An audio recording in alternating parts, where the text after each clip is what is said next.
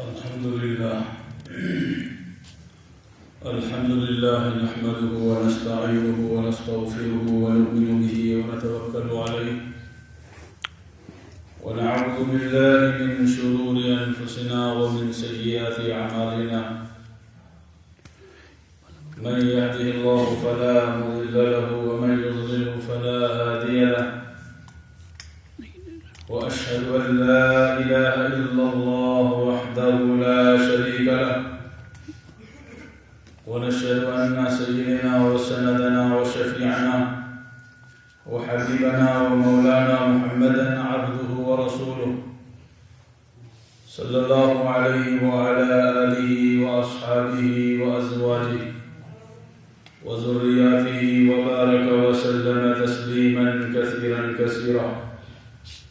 فأعوذ بالله من الشيطان الرجيم ومن يطع الله والرسول فأولئك مع الذين أنعم الله عليهم من النبيين والصديقين والشهداء والصالحين وحسن أولئك رفيقا ذلك الفضل من الله وكفى بالله عليما. وقال النبي صلى الله تعالى عليه وسلم المرء مع من أحب أو كما قال عليه الصلاة والسلام رب اشرح لي صدري ويسر لي أمري واحلل عقدة من لساني يفقهوا قولي.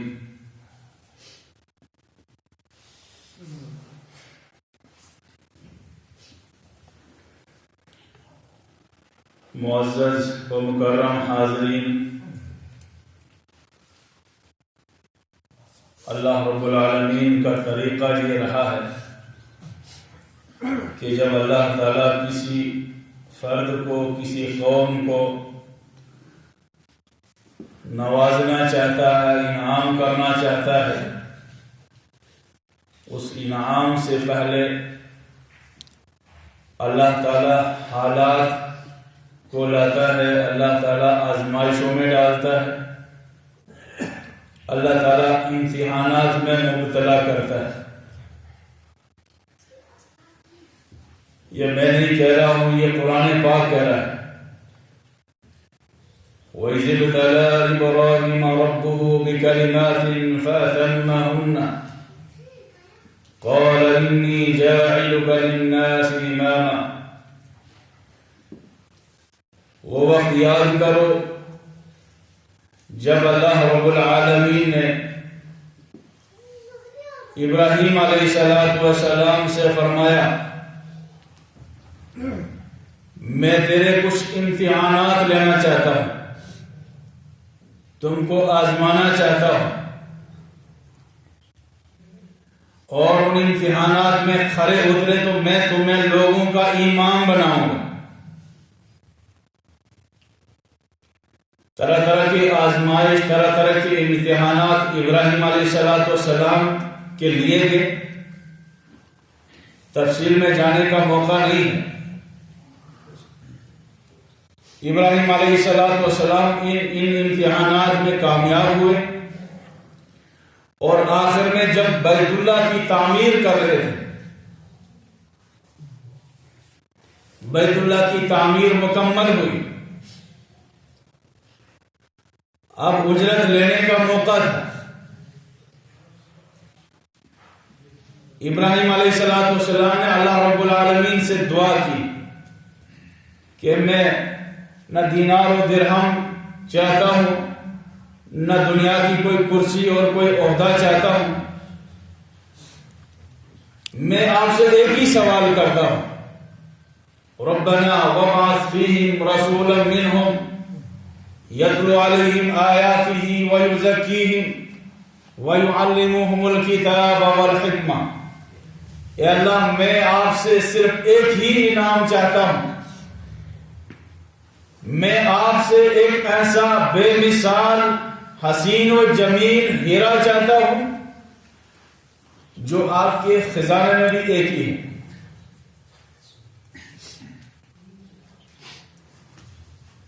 اور یہ دعا جب قبول ہوئی، صدیاں گزر گئی، سینکڑوں انقلاب دنیا میں آئے،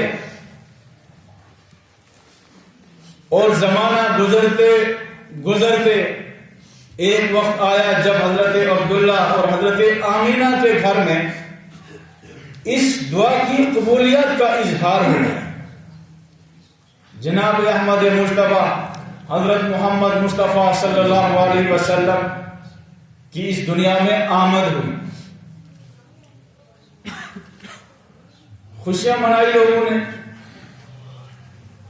چچاؤں نے خوشیاں منائی، پھوپھیوں نے خوشیاں منائی، خاندان کے لوگوں نے خوشیاں منائی۔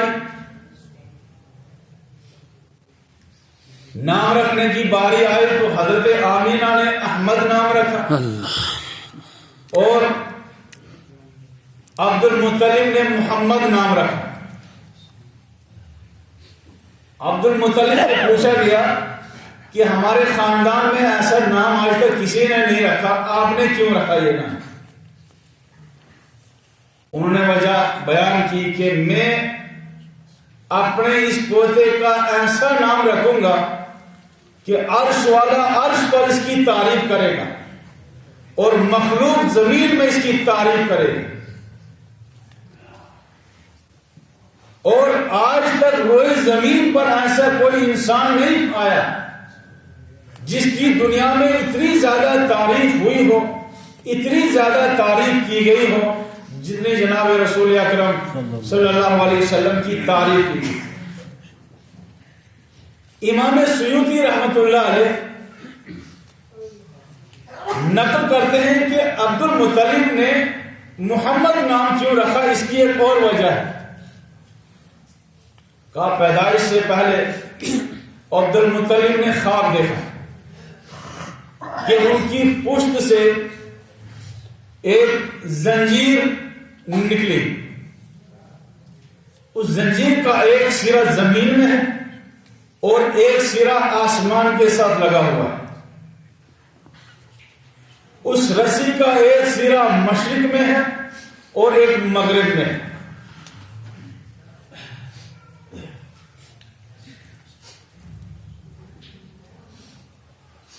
عبد المطلب نے تعبیر پوچھنے والوں سے پوچھا کہ اس خواب کا مطلب کیا ہے، اور اس خواب میں مزید عبد المطلب نے دیکھا کہ یہ زنجیر کی جو سرے ہیں، ایک آسمان میں، ایک زمین میں، ایک دائیں اور ایک بائیں، اور دیکھتے دیکھتے اس زنجیر کے سروں میں پتے بننے شروع ہو گئے اور درخت لگنے شروع ہو گئے۔ قریش کے کچھ لوگ ان درختوں سے چمٹے ہوئے ہیں، ان کو پکڑ رہے ہیں، ان سے چمٹے ہوئے ہیں، اور کچھ لوگ ایسے ہیں جو ان درختوں کی شاخوں کو، ان کی جڑوں کو کاٹنا چاہتے ہیں۔ لیکن جیسے وہ قریش کے لوگ ان پتوں کو، شاخوں کو کاٹنے کی کوشش کرتے ہیں، ایک آسمانی مخلوق ان کو ان درختوں سے دور ہٹاتے ہیں۔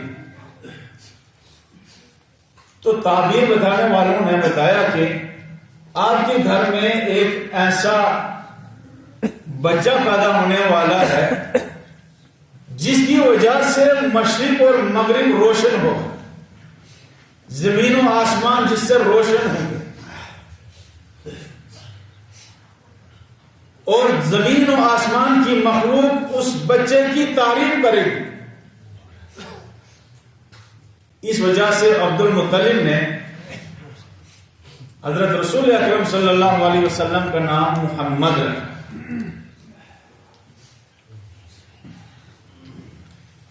بہت زیادہ تفصیل ہے، میں تفصیل میں نہ جاتے ہوئے اپنے موضوع کو مختصر کرتا ہوں کہ ہم روئے زمین کے سب سے خوش انسان ہیں، خوش قسمت انسان ہیں کہ ہمیں جناب رسول اکرم صلی اللہ علیہ وسلم کی نسبت ہمیں میسر ہوئی۔ یہ وہ ذات ہے جس کے لیے اس کائنات کو پیدا کیا گیا ہے۔ روایتوں میں ہے، بہت ساری روایات ہیں کہ اللہ رب العالمین نے حدیث قدسی میں فرمایا کہ محمد صلی اللہ علیہ وسلم اگر آپ کو میں نے دنیا میں نہ بھیجنا ہوتا تو یہ مخلوق میں پیدا نہ کرتا، انسان میں پیدا نہ کرتا۔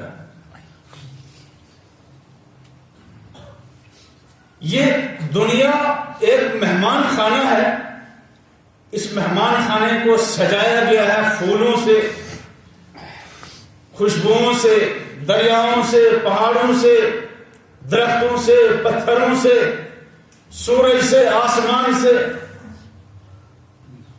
ستاروں سے، کہکشاؤں سے اس مہمان خانے کو سجایا گیا ہے۔ اور کس لیے سجایا گیا ہے؟ اس عظیم مہمان کی آمد کے لیے۔ اگر جناب رسول اکرم صلی اللہ علیہ وسلم کو اس دنیا میں نہ آنا ہوتا، اللہ رب العالمین نہ آسمان کو پیدا کرتے، نہ سورج کو پیدا کرتے، نہ زمین کو پیدا کرتے، نہ ستاروں کو پیدا کرتے، نہ یہ پہاڑ، یہ دریا، یہ ندی، نالے، یہ پھول اور یہ خوشبو، یہ طرح طرح کی زیب و زینت اس دنیا میں نہ ہوتی۔ تو اس کائنات کو پیدا کیا گیا جناب رسول اکرم صلی اللہ علیہ وسلم کی آمد کے لیے۔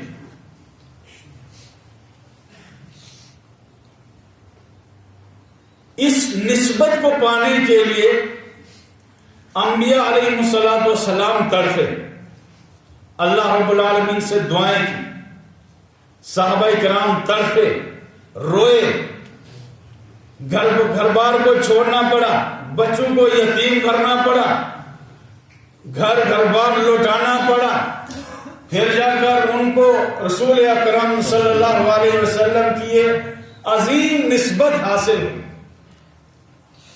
اللہ کے رسول صلی اللہ علیہ وسلم نے فرمایا، میری امت اس دنیا میں سب سے آخر میں پیدا ہوئی،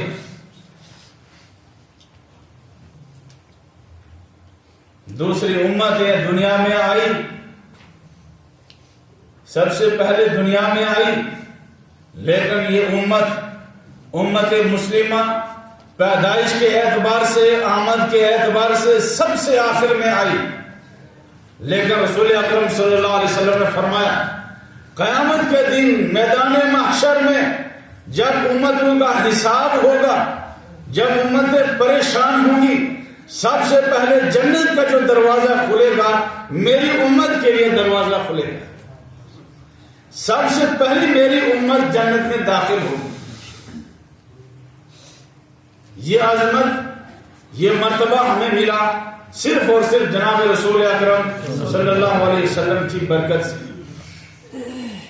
ہمیں اس نسبت کا اندازہ نہیں ہے۔ میں ایک مثال دیتا ہوں، ایک آدمی اینٹیں لاتا ہے ایک ہی بھٹی کی، ایک ہی گاڑی میں لاتا ہے، ایک ہی آدمی نے ان اینٹوں کو بنایا ہے،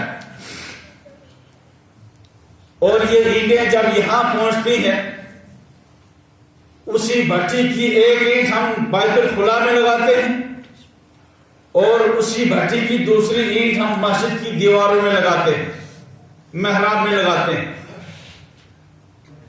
بتائیے ان دونوں اینٹوں کا درجہ برابر ہے؟ باتھ روم میں تو ہم ننگے پیر میں نہیں جاتے، اور یہ مسجد کی دیواریں، محراب میں جو اینٹیں لگی ہوئی ہیں ان کو ہم چومتے ہیں، حالانکہ اینٹیں دونوں ایک ہی بھٹی میں بنی، ایک ہی آدمی نے بنائی۔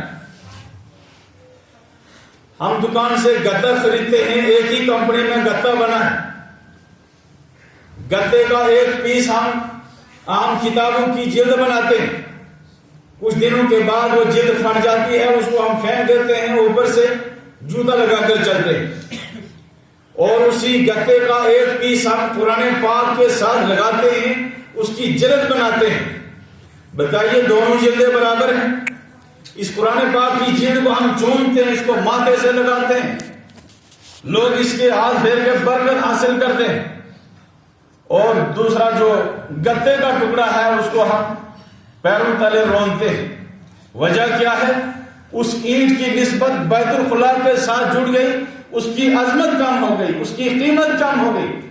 ایک اینٹ کی نسبت مسجد کے ساتھ جڑ گئی اور اس اینٹ کی عظمت بڑھ گئی۔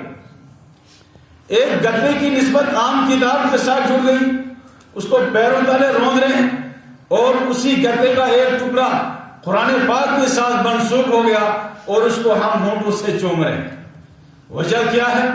نسبت بدل جانے سے قدر و قیمت بڑھ جاتی ہے۔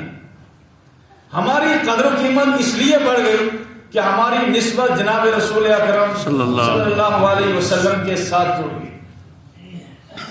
ہم دنیا کے روئے زمین کے سب سے خوش قسمت انسان ہیں کہ ہمیں جناب رسول اکرم صلی اللہ علیہ وسلم کی نسبت ہمیں حاصل ہوئی۔ لیکن اس نسبت کے کچھ تقاضے ہیں، اس نسبت کی کچھ ذمہ داریاں ہیں۔ ایک ہے کہ ہم جناب رسول اکرم صلی اللہ علیہ وسلم کی آمد پر ہم خوشیاں منائیں، ہم اپنے خوشی کا اظہار کریں۔ یقیناً ہر مومن کے دل میں جناب رسول اکرم صلی اللہ علیہ وسلم کی ذات کے تعلق سے محبت ہونی چاہیے، عشق ہونا چاہیے، اور اس محبت اور عشق کا اظہار ہونا چاہیے۔ لیکن میں ایک واقعہ سناتا ہوں۔ سن 7 نبوی میں مشرکین مکہ نے ہر قسم کا ظلم و ستم انہوں نے پورا کیا۔ مومنین حبشہ کی طرف ہجرت کر گئے، قریش نے وہاں آدمی بھیج کر ان کو واپس لانے کی کوشش کی، لیکن وہاں ناکامی ہوئی۔ حضرت سمیہ کے 2 ٹکڑے کر دیے جسم کے، لیکن ایمان سے نہیں ہٹی۔ حضرت زنیرہ کی آنکھوں کی روشنی ختم ہو گئی کہ محمد صلی اللہ علیہ وسلم کا دامن چھوڑ دے، لیکن کہا جان لے سکتے ہو لیکن ایمان نہیں دے سکتے۔ حضرت خبیب کو پھانسی کے پھندے پر لٹکایا گیا، بلال حبشی کو انگاروں پر لٹایا گیا، لیکن وہاں سے احد احد کی آواز آتی رہی۔ مشرکین مکہ پریشان ہو گئے کہ اب ہمارے پاس کوئی منصوبہ نہیں ہے اس اسلام کو روکنے کے لیے، اب ہم کیا کریں؟ ان کے ذہن میں یہ بات آئی کہ ہم عبد المطلب کے خاندان کو ہم بائیکاٹ کر دیں گے، سوشل بائیکاٹ کر دیں گے۔ ایک تجویز منظور ہو گئی، معاہدہ لکھا گیا کہ ابو طالب کے خاندان میں نہ کوئی شادی کرے گا، نہ لڑکی دے گا نہ لے گا، نہ ان سے کوئی راشن خریدے گا نہ دے گا، نہ ان کو پانی کوئی پہنچائے گا نہ راشن پہنچائے گا۔ وہ تڑپ تڑپ کر اس شیب ابی طالب میں مر جانے چاہیے۔ عبد المطلب نے اپنے خاندان کے لوگوں کو جمع کیا اور اس گھاٹی میں انہوں نے داخل کیا۔ ایک معاہدہ لکھا گیا اور یہ معاہدہ خانہ کعبہ کے ساتھ لٹکایا گیا۔ جب بہت زیادہ پریشان ہو گئے ابو طالب کا خاندان، کھانا ختم ہو گیا، پتے لوگ کھانے لگے، چمڑا کھانے لگے، تو کچھ انصاف پسند مشرکین تھے، انہوں نے کہا تم کیا ظلم کر رہے ہو اس انسان پر؟ ہم تو اپنے گھر میں کھا رہے ہیں، پی رہے ہیں، ہمارے بچے سردی اور گرمی میں بچ رہے ہیں، ہمارے پاس تو سارا راحت آرام ہے، لیکن یہ ہمارا خاندان وہاں پر تڑپ رہا ہے، بچے بلک رہے ہیں، بچوں کو پینے کے لیے دودھ نہیں ہے، راشن نہیں ہے، لہذا اس معاہدے کو ختم کرو۔ ابو جہل نے کہا ہرگز نہیں، ایسا نہیں ہوگا، یہ تڑپ تڑپ کر مرنے چاہیے، یا تو یہ اپنی دعوت سے باز آ جائیں یا تو یہ تڑپ تڑپ کر مرنے چاہیے۔ بہرحال 3 سال کا عرصہ گزر گیا، رسول اکرم صلی اللہ علیہ وسلم کو بذریعہ وحی اطلاع ملی اور آپ صلی اللہ علیہ وسلم نے ابو طالب کو کہا چچا وہ جو معاہدہ وہاں خانہ کعبہ کے ساتھ جو لٹکایا گیا ہے نا، وہ کیڑوں مکوڑوں نے ختم کر دی، وہاں پر صرف اللہ کا نام ہے، باقی تو کیڑوں نے کھا لیا۔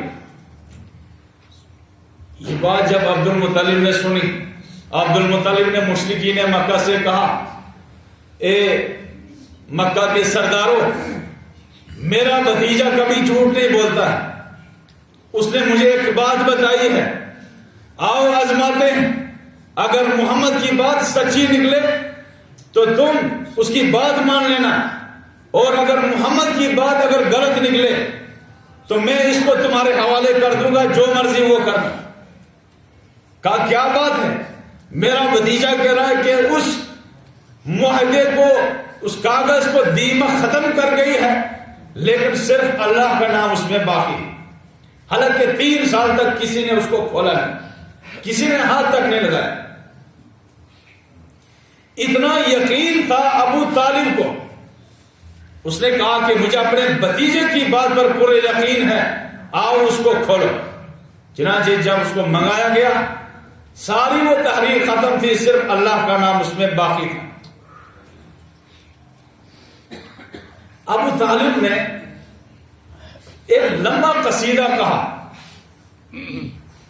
اس قصیدے کے آخر میں اس نے کہا وَأَبْيَضُ يَسْتَسْقِي الْغَمَامَ بِوَجْهِهِ ثِمَامُ الْيَتَامَ عِصْمَةٌ لِلْأَرَامِلِ۔ میرا بھتیجا، اس کا جو دین ہے، مجھے 100% یقین ہے کہ یہ بالکل برحق ہے، اس کی بات میں غلطی نہیں ہو سکتی۔ مشرکین مکہ ایک دفعہ جب قحط سالی ہو گئی، بارش نہیں برسنے لگی، بہت پریشان ہو گئے، ابو طالب کے پاس آئے، ابو طالب دعا کرو بارش آ جائے۔ ابو طالب نے اپنے بھتیجا حضرت محمد مصطفیٰ صلی اللہ علیہ وسلم کو ساتھ میں لیا، انگلی پکڑ کر خانہ کعبہ کے پاس پشت دیوار کی طرف لگائی اور کہا بیٹا، یہ میری قوم کے لوگ ایسا ایسا کہہ رہے ہیں۔ آپ صلی اللہ علیہ وسلم نے آسمان کی طرف انگلی کی، کہیں بادل نظر نہیں آ رہا تھا۔ جب آپ صلی اللہ علیہ وسلم نے انگلی سے اشارہ کیا، یہ کوئی فرشدہ واقعات نہیں سنا رہا ہوں میں، بے سر و باب واقعات نہیں سنا رہا ہوں، یہ تفسیر کی مستند، سیرت کی مستند کتابوں میں یہ لکھا ہوا ہے کہ جب آپ صلی اللہ علیہ وسلم نے آسمان کی طرف اشارہ کیا، بادلوں کا نام و نشان کہیں نہیں تھا، فوراً بادل آگے اور برسنا شروع ہو گئے۔ تو ابو طالب نے کہا میرا بھتیجا، اس کا چہرہ ایسا نورانی اور روشن ہے، وَأَبْيَضُ يُسْتَسْقَى الْغَمَامَ بِوَجْهِهِ، اس کے چہرے پر جب بادلوں کی نظر پڑتی ہے، وہ بادل بھی بے اختیار برسنا شروع کر دیتے ہیں۔